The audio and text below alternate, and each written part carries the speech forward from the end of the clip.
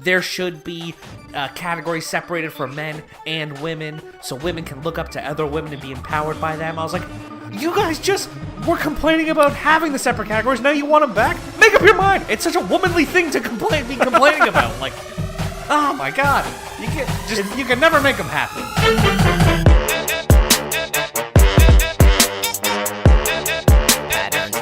Yeah, motherfucker. We're gonna take it up a few notches right now. See if y'all can keep up. What's up, everybody, and welcome to episode 8 of the ScruffCast. I'm Dan. And I'm John. And today, we're going to get right into it, right after the Super Bowl. Me and John's bets. John, lay it out. All right, so the listeners who listened to last episode know we placed our pre-Super Bowl bets. We placed 2 bets, $10 a piece. I bet that the New England Patriots would cover the spread, which was minus 4.5 at the time. And I believe it kind of shifted back and forth, but it ended up sitting around minus 4.5 before the game started. Which, obviously, they did not do because they didn't win. They did not. The final score was Philadelphia Eagles 41, New England Patriots 33. So they did not cover the spread, so I owed Dan $10. But the other bet was... winning team would be under 30 points, and which I lost on. Both teams had over 30 points, so Dan owes me $10. So it's a wash. Nobody owes anybody anything. Nobody bought anybody dinner. No. Not today. So it is what it is. But next year, we're going all out. We're going to do a ton of prop bets next year. Just terrible ones. It'll be fun. Maybe some other events this year, like we could get into, maybe in the hockey playoffs or something. Yeah, we'll get into something. Football lends itself particularly well to prop bets. Now, John, I have some interesting Super Bowl kind of little tidbits here. Ooh, some factoids. Yeah, just a couple, and then something I'm angry about, but we'll get into that. So listen to this. I don't know if you know this already, but I just read these couple things online. So the first one, Nick Foles is the first quarterback to begin the season as a backup and lead his team to the Lombardi Trophy since Tom Brady did it. Which was, oh man, was that his first one? 2001, I think that was. Interesting. Yeah, I thought that was a little interesting. And then he ended up, beating the guy who did it. The second one, there has never been a game in the NFL history where a quarterback throws for 500-plus yards, 3 touchdowns, and no interceptions, and comes out with a loss. Tom Brady is the first one to do it. It just so happened to be in the Super Bowl. It's bizarre. Another thing is that this was the NFL game with the most yards total, regular season or playoff game. Yeah, just ever in a game. Yeah, for any of the listeners that actually watched the game, it was like fast break basketball. They were just running up, scoring. There was only one punt the entire game. Yeah. No, okay, this is the thing I have to complain about here. So, okay, we're not going to go too far into the sports thing. We'll end this quickly. Yeah. But I know some of our listeners aren't hardcore into sports. Yeah. So, anyway, this was a tweet from the New York Times yesterday, okay? First off, I want to say I'm a big Patriots fan, and I'm a big Tom Brady fan. So this bothers me a little bit. So this is the tweet. Nick Foles, who started the season as a backup quarterback, outplayed Tom Brady to lead the Philadelphia Eagles to a 41-33 victory over the New England Patriots in the Super Bowl. But did Nick Foles really outplay Tom Brady? He threw for over 500 yards. Definitely not. That's ridiculous. The one defensive play. He outplayed their defense. I'll give them that. He did not outplay Tom Brady. He played... Okay, I don't want to bash him. He played extremely well, Nick Foles did. He played great. He made some passes he had no business making. Oh, yeah. But I just it's ridiculous. Oh, he outplayed him. No, he did. Were they watching the game? No, it's just these biased nerds writing these articles that just, they see the final score and that's all they look at. Yeah. I would say the offenses were kind of evenly matched. I would have given the edge to the Patriots, but it was the defense that won Philadelphia the game for sure. Which their defense also sucked, but it was the sack fumble or whatever they call it. One big play at the end. That was the difference. So I wouldn't say he outplayed him by any measure. It's pretty absurd. You know what I couldn't get over watching the Super Bowl yesterday? So obviously in Canada here we don't get the best commercials. Oh my God, the commercials were just garbage. Yeah, they were terrible. But for me, it's like how many times did we see that Han Solo movie trailer. You know what I mean? Back to back. And did you know it was actually a mini trailer, and they were like, full trailer drops tomorrow. And there was a full or larger trailer that came out earlier today. Really? I didn't even know that. Which is the day after the Super Bowl. Right before the Super Bowl started, I don't know if you noticed. I don't know if you were watching at the time, but they played like a 2.5-minute trailer of Black Panther. I saw this, yeah. Which the amount of trailers that are coming out for Black Panther is insane. And I wanted to see the movie as it was, and the more these trailers come out, the more I don't want to see it now. Yeah, of course I still want to see it, but it's too much in your face, and you're like, it's almost hipsterish. You're like, well, if you want me to watch it that bad, I don't want to watch it anymore. Exactly. You know what movie I watched the other day? Geostorm. Oh, I haven't seen this one. It's the one with Gerard Butler. What is it? So they create like a satellite, a massive kind of satellite that almost covers the whole Earth that can control weather patterns, so they can prevent natural disasters, tornadoes, hurricanes, whatnot. Right? Someone hacks into it, you know what I mean, and then they're creating these terrible like 5 tornadoes at once, big massive tsunamis, whatever. Right? Of course, at the end, it's the government, this and that. Spoilers. Yeah, but anyway, so I looked online. Geostorm got 17% on Rotten Tomatoes. Ouch. Yeah, big ouch. That's bad. I watched this movie. I liked it. It was pretty good. What bothers me about this is some of these ratings sometimes. What do people People got to go into these movies knowing what to expect. You have to set your expectations going in. You know what I mean? That's key. You're watching Geostorm, I wouldn't say it's a big blockbuster movie, but this disaster movie with Gerard Butler. It's not Leonardo DiCaprio in this movie. It's just Gerard Butler. What do you expect you're going to get? Nobody is sitting around now and being like, man, it didn't get any nominations? I'm very surprised. I know. I look at this movie and I think to myself, you know what? For what you expect, I'd give that a solid 75%. 75 to 80. For what I was expecting going into that, I thought it was good. It entertained me the whole way through. A few twists and turns here and there. It was enough to keep my attention the whole movie. So why does that get 17%? It's like a movie junk food, right? You're just sitting back, you're enjoying it, and you're like, fun way to spend an hour or two. Exactly. You know what you're going into. Like McDonald's or Taco Bell. Taco Bell's garbage, but man, it's still delicious. You know what I mean? It's not a 5-course meal, but it's still tasty. Oh yeah. It's the same kind of thing.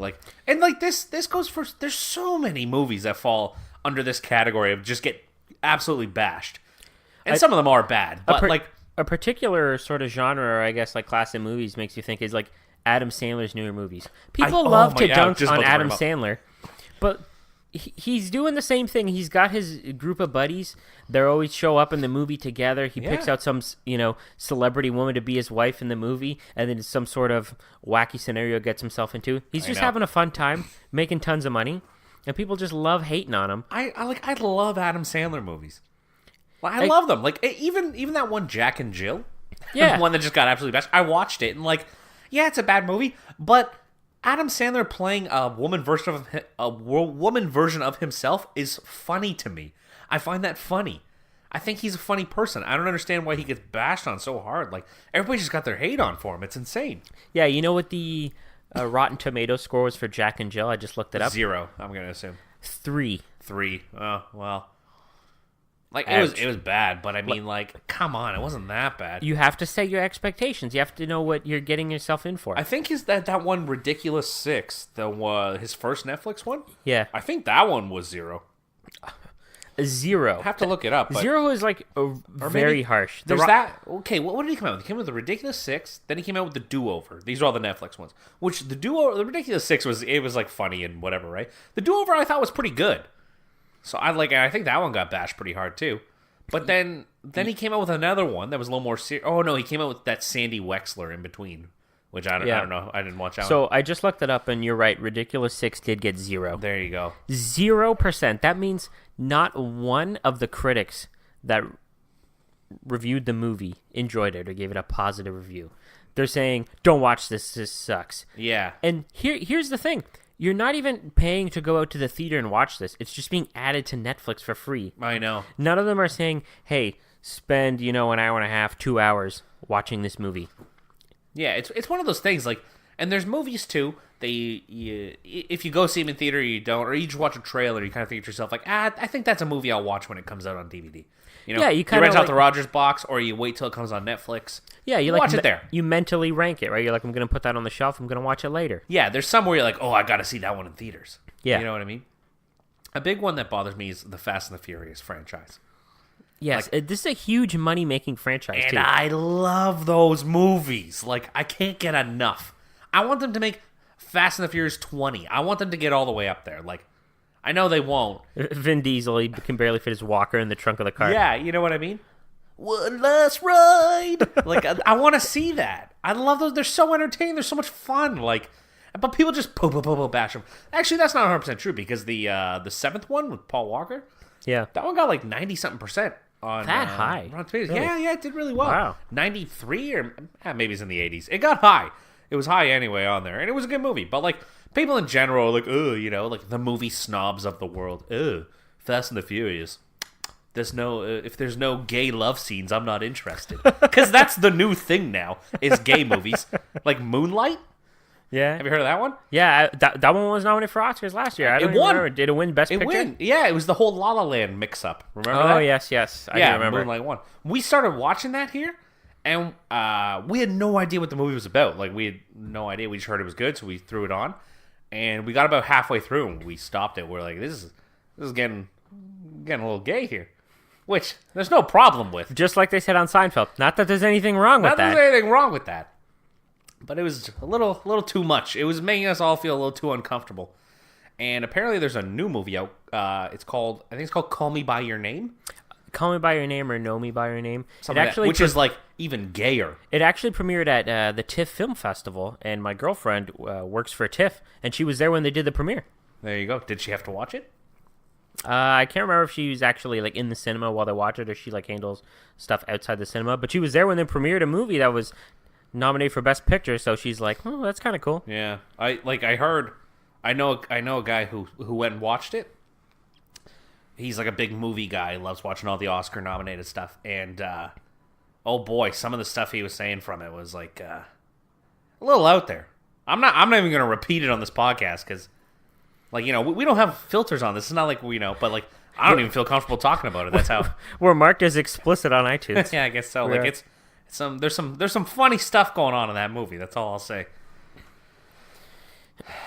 I think it all comes back to setting the expectations, right? Like how you went into that movie, like sitting back with your family watching, and you're like, "Whoa, I wasn't expecting this." Same way somebody's like, Fast and the Furious."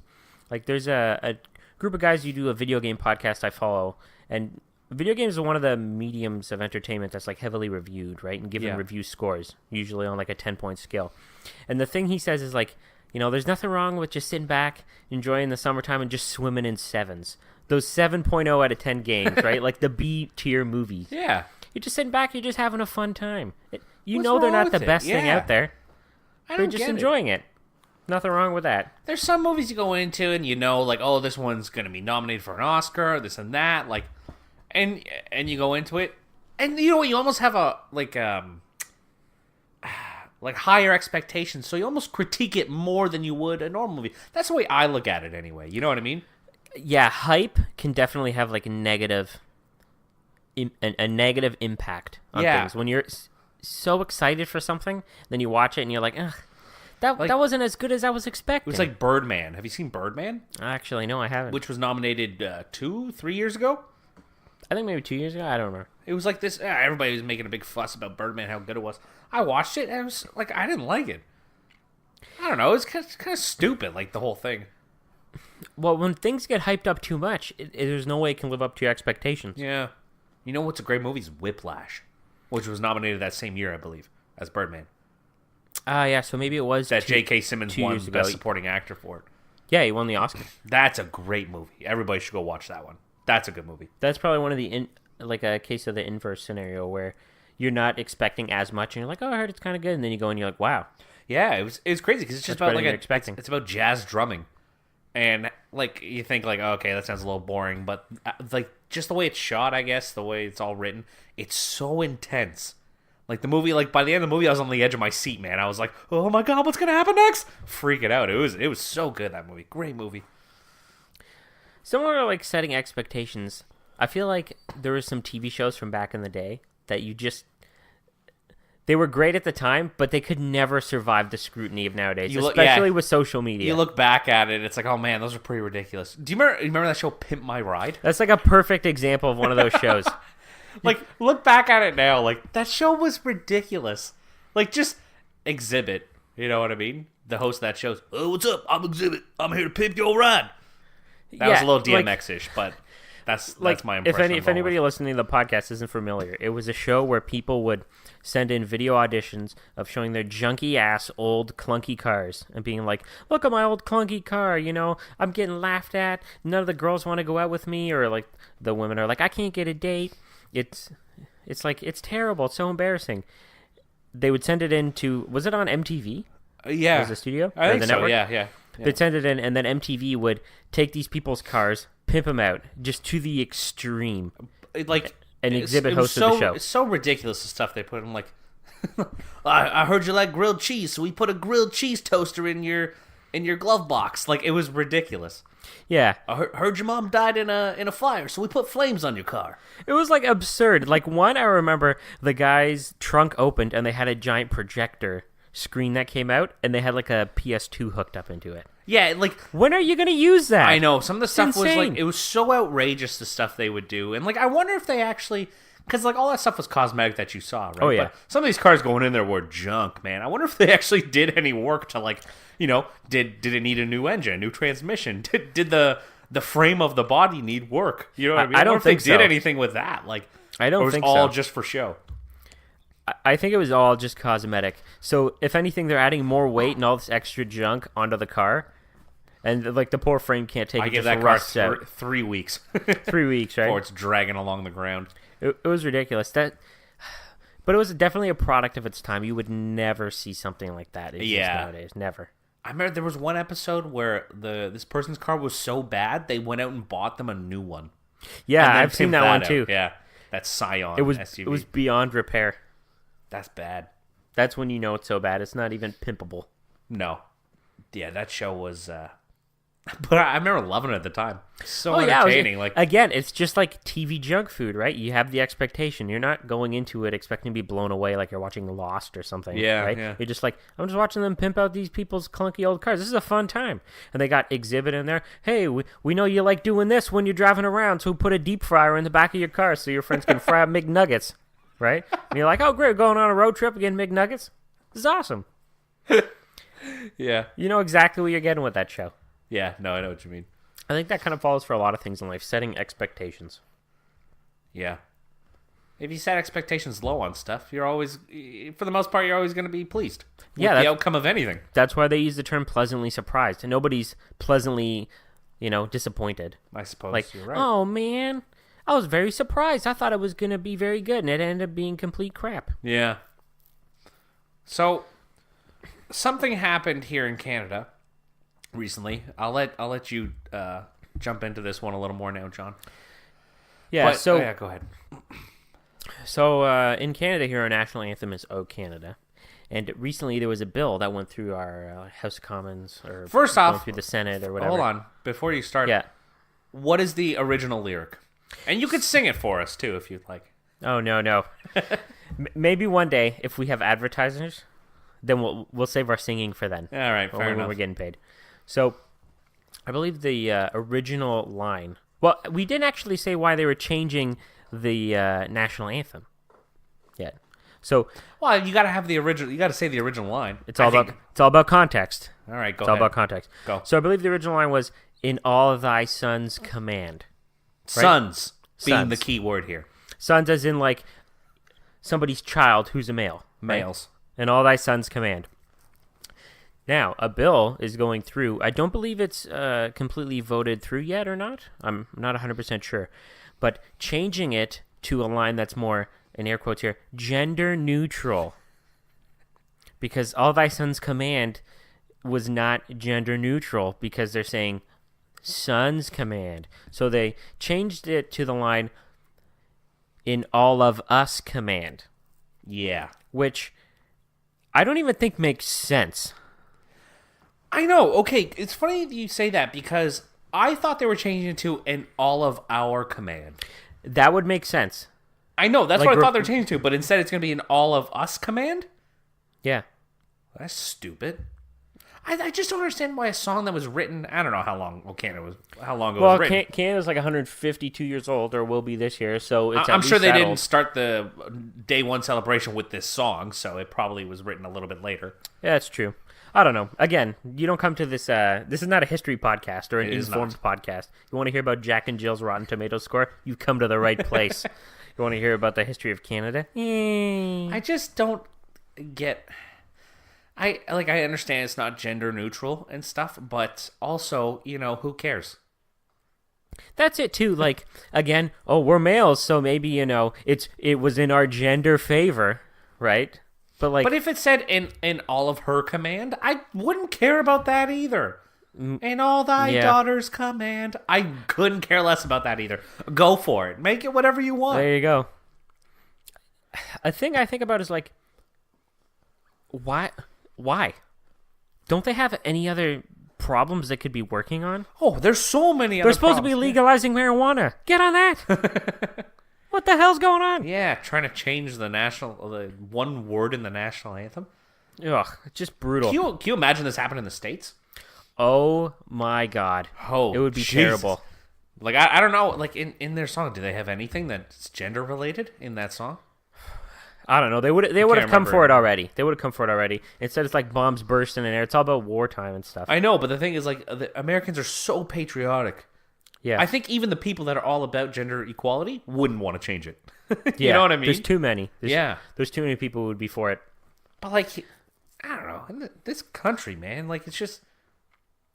Nobody gives a shit about, like... I sum it up with like about Canada. People who live here don't care. Everybody... You ask somebody here, hey, what are you?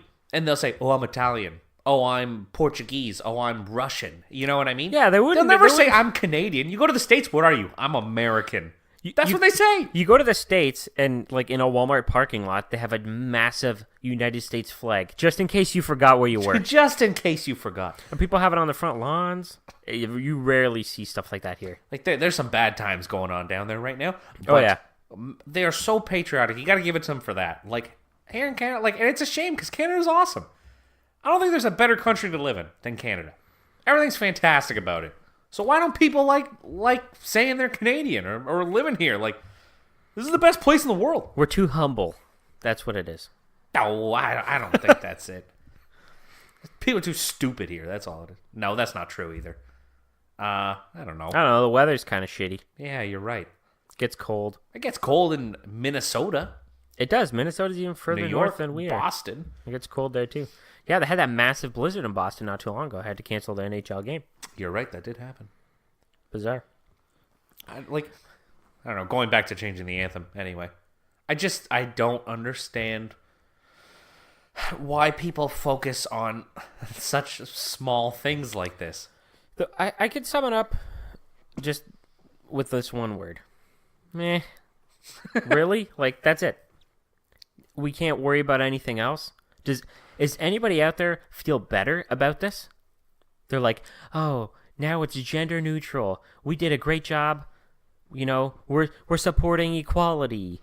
And like they pat themselves on the back and go eat lunch. Is someone somewhere less stressed out now because that word has been changed from sons to us? Is someone like, oh my God, such a huge weight lifted off my shoulders? I hated like, singing that every time. I can't imagine. Are there any women out there who feel like more empowered now? If you're out there, email us. Please email us. And where do they email us, Dan? They email us at scruffcast@gmail.com, or you can find us on Twitter at scruffcast. Email us and please explain to us why this matters, or explain to us why you don't care. Either one. And that goes for any other things we talk about. If you're like, hey, you guys are wrong, I want you to know. Well, please tell us, because there's a please good tell chance us. we're wrong on a lot of things, and we don't definitely. mind being corrected here. We only fact check things like Rotten Tomato scores on poor movies from 6 years ago. That's all we're interested in fact checking, because we know how to find it. Or if for some reason you're like, wow, these guys are really great, I want to email them and let them know. Please do that too. Speaking on the gender equality, I have another little story to tell. Sorry, one sec. So, The Grammys happened last Sunday, so this is a little old news, but I found this kind of interesting. So, first off, at the Grammys, there was kind of like a big uproar because there was one female winner out of all the Grammys, which was Alessia Cara. She won Best New Artist, I think it was, who's from Brampton, close by, where we're from. She's also Brampton trash, I suppose. Oh, we'll get into that a little later. Yeah. So, anyway, so back when I say within the past maybe 2 or 3 years, a lot of these award shows have abandoned going with best male or best female categories. They've made them go all together because people were complaining, oh, well, why do the men get their own category and we get our own? We should be with them in their categories too. So now it's just one category, right? So that was the big complaint. So they've eliminated the gender categories and made them one category. Best artist, best album, best song, whatever it may be. So, at the Grammys, one woman wins, and the rest are all men that win. So there's a big, people are kind of complaining about that, freaking out. And so the guy who runs the Grammys, I guess, his response to it was, well, women need to step it up. that was his response to it. That's a pretty ballsy response. It is a very ballsy response, but like, I don't know, think about it though. Like, I'm not saying they're not doing a good job in music, but like, that's just this year. Guess what? Adele didn't release an album this year. If she did, it'd be freaking her winning every goddamn thing. Of course. Everybody just loves her. Like, they wanted the categories merged in, and now there was mostly male winners, and they're complaining. So this is where it gets funny now. So I'm reading the Twitter. What are they? Twitter stories? Twitter moments, I believe they're called. So I'm reading that, and you're scrolling through, reading all the people's tweets and stuff. So Sheryl Crow was one of them. So she's kind of saying, oh, it's I don't have this isn't quoted or whatever, but she's pretty much saying like, well, it's ridiculous. Only one woman wins, blah blah. There should be categories separated for men and women, so women can look up to other women and be empowered by them. I was like, you guys just were complaining about having the separate categories. Now you want them back? Make up your mind. It's such a womanly thing to be complaining about. Like, oh my god, you can never make them happy.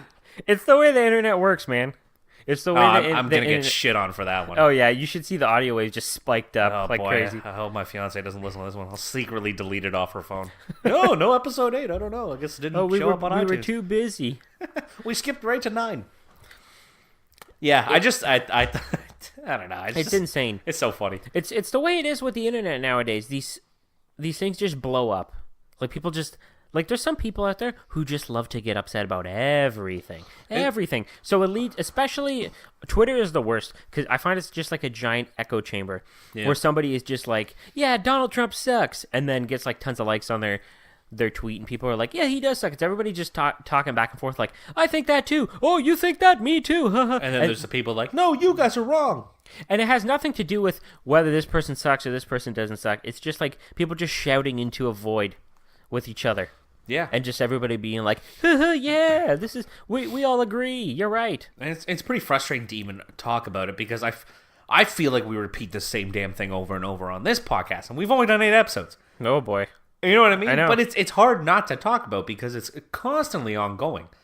Just the constant just complaining about everything going on. Oh, my God. There was Makes me want to delete Twitter. Was it last year or 2 years ago that there was the... Oscars so white controversy with the Academy Awards because the majority of the nominees were white. Right, yes. Yeah. And there was like a big uproar about it. And it's very similar to the thing about the majority of the winners were men. And I understand that like minorities want to be represented, right? Because nobody just wants to look at the group of winners and be like, oh, I can't really relate to any of those people. Like, like I have no representation out there in the industry. But at the same time, I don't feel like you should use that as a basis for selecting your winners, right? It kind of ties into a whole thing about like workplace diversity and stuff, which we're not going to go into. No.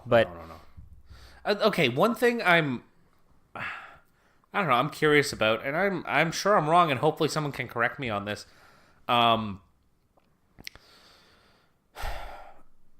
Okay. All right, here we go. We tackle the tough topics on this podcast. So there's the whole thing, white people are winning all the awards, not black people, blah, blah. But isn't the goal to like as cheesy and lame as it sounds, like not see the color, you know? Isn't that kind of, I know it's so lame, but like, isn't that the goal? Is to just, you know, we're all just humans, no matter what our race is. Isn't that the end goal at the end of the day? I understand that there was a lot of bad things that happened to minorities, and that still happen to minorities and African Americans and whatnot. I understand that's a huge issue. It always has been, but isn't I don't know if not acknowledging it is the right way to go about it, but shouldn't it be about we're all just humans? We're all just people. It's not about black, white, brown, yellow, purple. It's, you know, we're all just one. I agree in a perfect world, but oh boy, are we just too far gone past that now? So it can't happen. So that's why I don't want to think we're too far gone. That just sounds so depressing.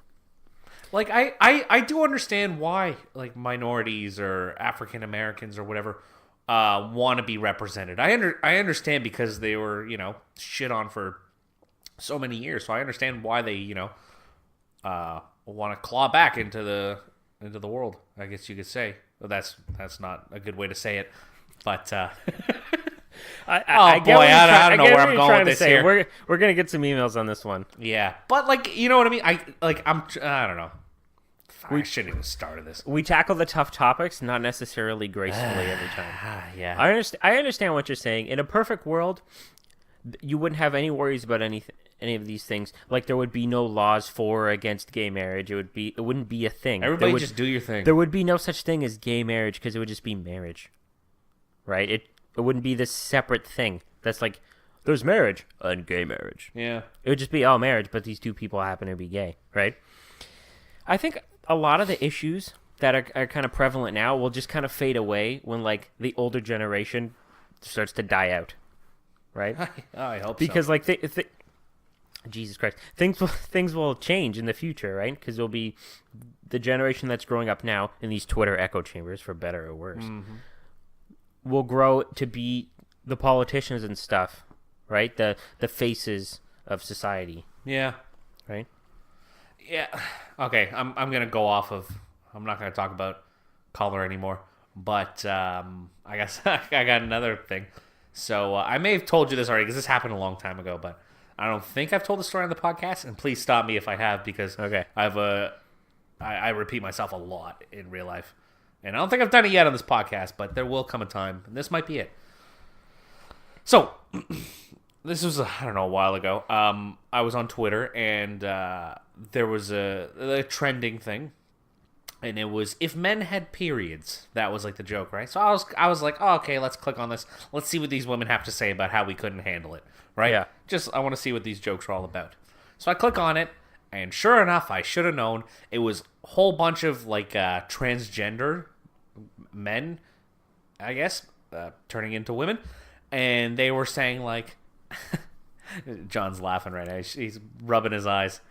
Okay, well, here I'm going to keep going. Well, we're in it now. We tackled the tough topics.